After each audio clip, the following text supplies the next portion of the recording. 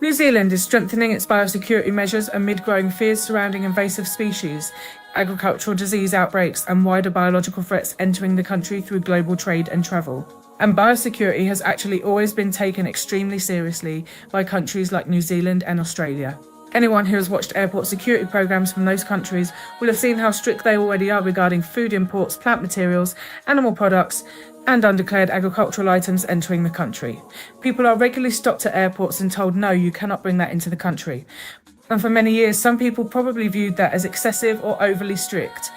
But in reality, countries like New Zealand have always understood just how vulnerable they are to biological threats due to the nature of their economy and geography. Because New Zealand heavily relies on agricultural, livestock, food exports, dairy, fisheries, and plant industries, which means an outbreak involving fungi, invasive insects, livestock disease, or destruction to plant life could be absolutely devastating economically and socially. And in today's increasingly unstable world, those concerns become even more serious, because modern instability is no longer just about military conflict. Countries now have to think about food security, supply chains, climate risks, biological hazards, and economic resilience. And with increased global travel, tourism, and trade, diseases and invasive organisms can spread across borders far faster than they once could. So naturally, New Zealand is now increasing screening requirements, border inspections, cargo checks, airport monitoring, and wider biosecurity funding to try to close vulnerabilities before major problems emerge.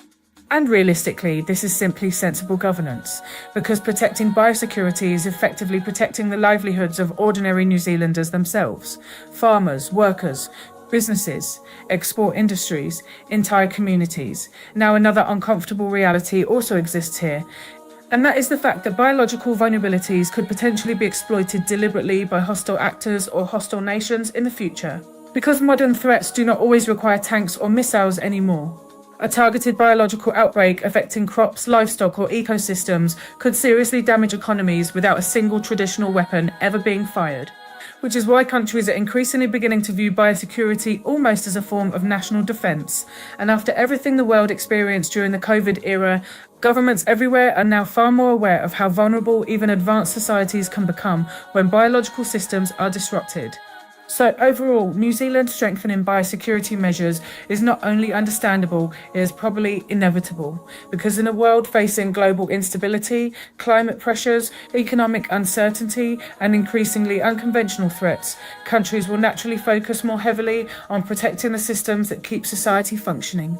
And for New Zealand, protecting agriculture, food production, and biological stability is absolutely critical to protecting the nation itself.